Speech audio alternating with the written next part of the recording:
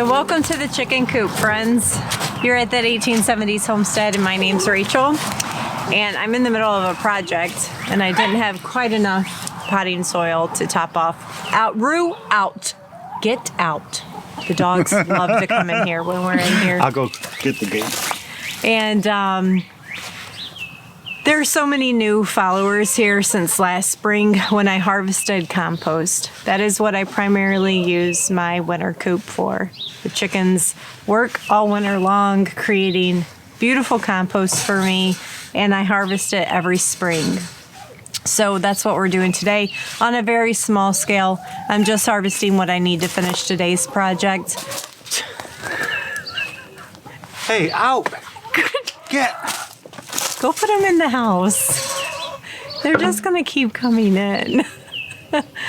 Anyway, I'm gonna bring you down, show you kind of what makes up my compost run, and give you guys some ideas. You know, I want to do a whole separate video in the future on this space and just talk about why every single homesteader, if you're not doing anything, compost making is that magic ingredient that everyone needs to be doing. So let's come on in. Let's take a look at what's in here. I'm just gonna like dig through here and see what I can find. So I know that there's coffee filters with coffee that get tossed out here. This is an old corn stalk breaking down. I see a feather. I see a bamboo plant marker. Let's see, let's dig. See what else we can find. I know there's bones. I know I always find bones every year from chicken carcasses and things like that. Plant matter all gets thrown out here. All the kitchen scraps.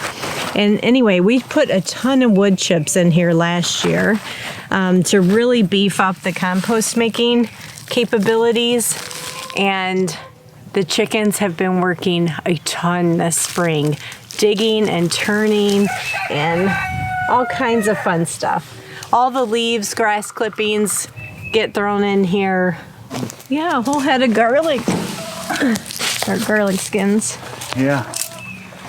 One of the sweet potatoes, when Rachel started her slips, I did this when I planted it in dirt to see like the comparison. Is it gonna work better or worse than Rachel's water? And it never sprouted, so to the chickens it goes. Here's a bone example. Yep. I don't know what that's actually from. That's bigger than a chicken bone. It's gotta be turkey, yeah. Turkey bone? Yeah. Yeah, probably. But if some of you who are new, we built this little sifter, oh gosh, what was it, 3 years ago maybe? Yeah, maybe 4. It was one of my birthday presents, actually. Yeah, I think so. All it is some 2x4s, some like 1/2-inch hardware cloth, and then the bottom has like pieces of wood slat on there. That way when you wiggle it back and forth on your wheelbarrow, it doesn't tear up the hardware cloth. There's like a buffer. And it seems to work really well. It's small scale, like Rachel said. We're not harvesting like yards and yards. Cubic yards of compost here. I mean, we will take some of this out to the garden this year. She's going to use some on her GreenStalk now, but for our small scale, it seems to work. Yeah, I can easily get out here and do this by myself, but Todd was willing to come and help me today. So we'll see how much we get and show you how simple it is.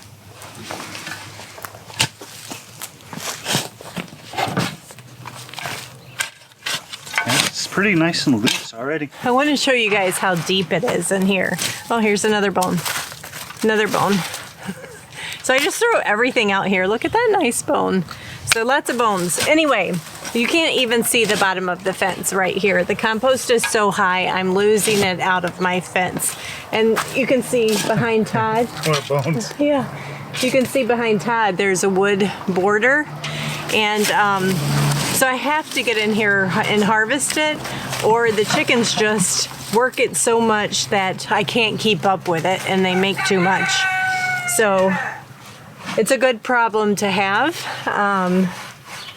And I'll probably get in here and rake some of this level, but hopefully just coming in here every spring and harvesting it, I'll be able to get enough.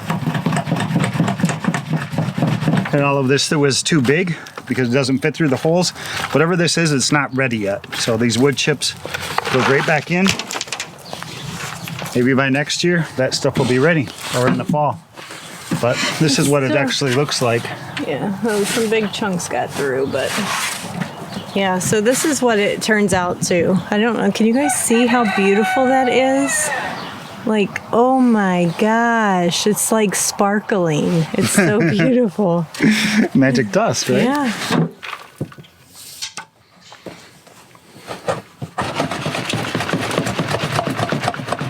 Ooh, a worm. Looky. You know you're harvesting good compost when you harvest a worm, too. How the chickens not find them? I don't know. Must be a lucky worm. I can't do it like that. I have to do it like this. I can't do it like that. Because it's too heavy for me like that. If you just get down low.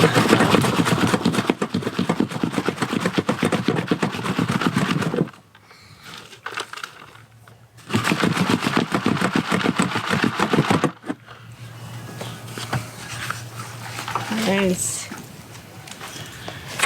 Yeah, that's good, isn't it? Heck yeah. We need a big one.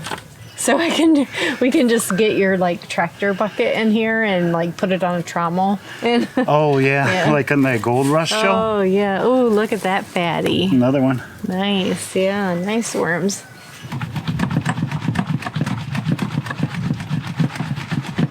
Another bone? Chickens must not like us in here. They all went in their house. Yeah. Oh, there's a big worm right there. I did see it, yeah. Right there. Oh, nice. That's a good fishing worm.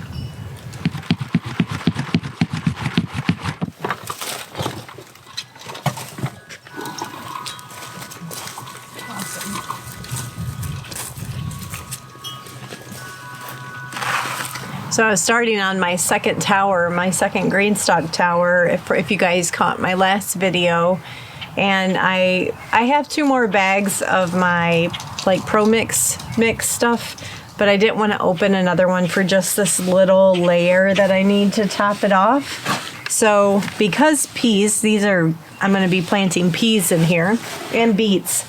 But peas especially love a good heavy dose of compost to be planted in.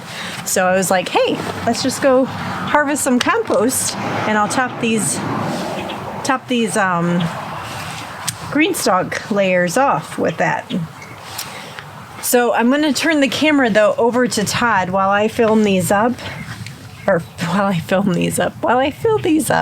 and have him show you what GreenStalk offers with respect to growing vertically and trellising, either trellising or plant supports for heavier type plants. That's another one. Look at that bad boy. You're going to live right here now. Boy. So for plant supports, GreenStalk does, let me see that side, offer these plant supports. It's like a railing system that attaches so that when your plants grow up, they don't fall over. They got something to fall against. Or climb. It comes in these handy little bags, so like at the end of the season, if you're an organized person, you can put it all in the bag. That way it's... What are you trying to say? I ain't say nothing. It'll all be in the bag ready for you for next season. I've never put them together. This is our first year trying them out.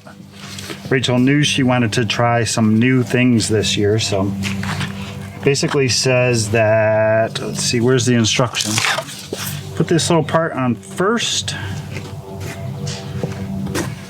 Yep, so you kind of shove it in there and then it clips right down onto the little ribs right there.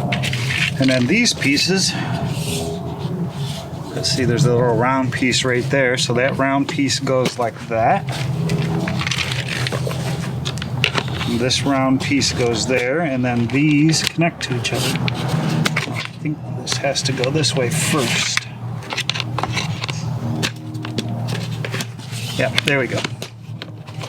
So that's kind of how they work. So I'll do a couple more pieces because I think our camera may have shut off in the last recording. So if you start and work your way around this direction, so this piece will clip on like this. Now your next one Got a little piece right there. These connects these two together.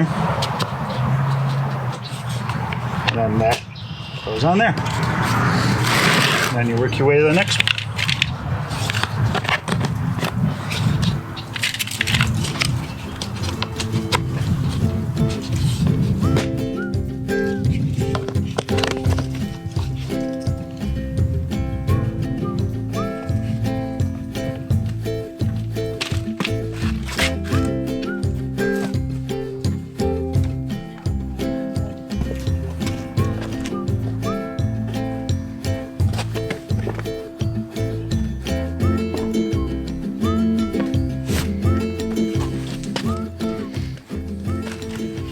All right, guys, it's time to plant. We are planting the super snappy peas, some sugar daddy peas from Redemption Seed Company, some Detroit dark red beets, and this GreenStalk.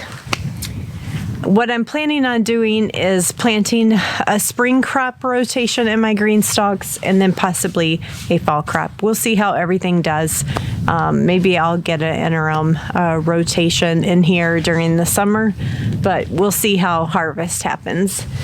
So let's get to planting. I'm not going to take too long planting out the whole thing, but I'll at least show you my spacing and all. So I have my Detroit red beets, and I'm going to probably go 4 in each. I believe GreenStalk recommends 3, but you guys know I push the limits. So we'll put 2 in each. And one of the main reasons I'm planting my GreenStalks out today, other than it's an absolute gorgeous day, is we have some rain coming throughout this week. So while the seeds are in their germination stage, there'll be consistent watering. And the nice thing about these spinning bases is, guys, it is so convenient to just turn them and go. All right. I'm still working on mastering beet growing. So again, like I always ask for my community here that's with me, supporting me and supporting one another, if you have beet growing tips, leave them in the comments, because last year was the first year I grew enough to can myself and not have to supplement with the farmer's market.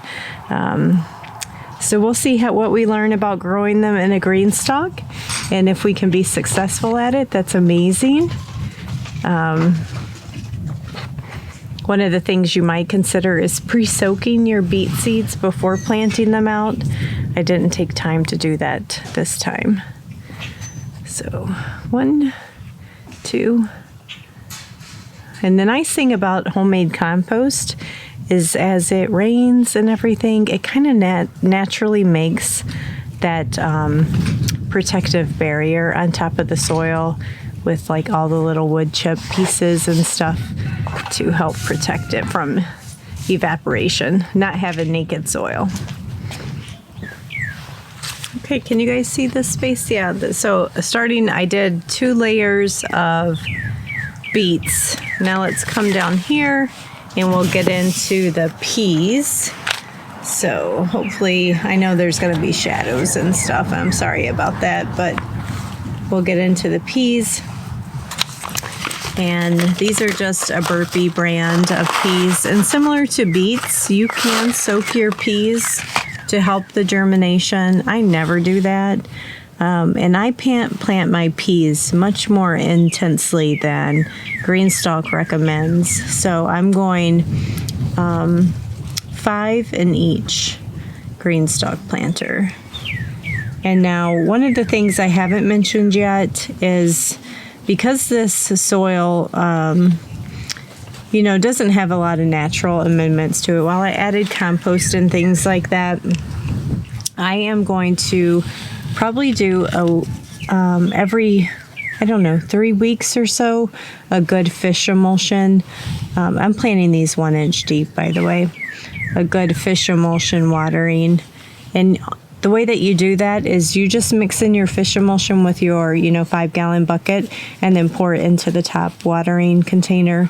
And that'll make sure that you're just continuously feeding them throughout your container garden throughout the season. Now, I think fish emulsion is a fantastic all-purpose fertilizer no matter what you're growing. But if you're growing something specific like tomatoes in your GreenStalk, I might do the Neptune's liquid tomato veg fertilizer mixed in with my water.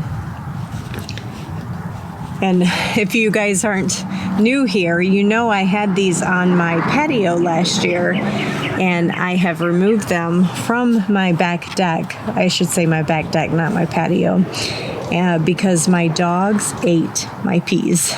So trying to save the peas for our family and not the dog's consumption. So we'll see if we can get some growing here. But thanks, guys, for coming along with me today, harvesting our own homemade compost, which is so rewarding, and, getting ready for actual proper growing season. And I'll see you guys on the next video. Oh, my love,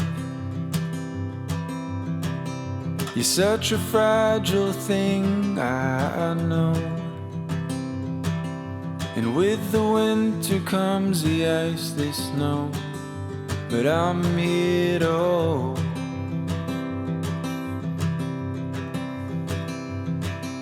And oh, my love,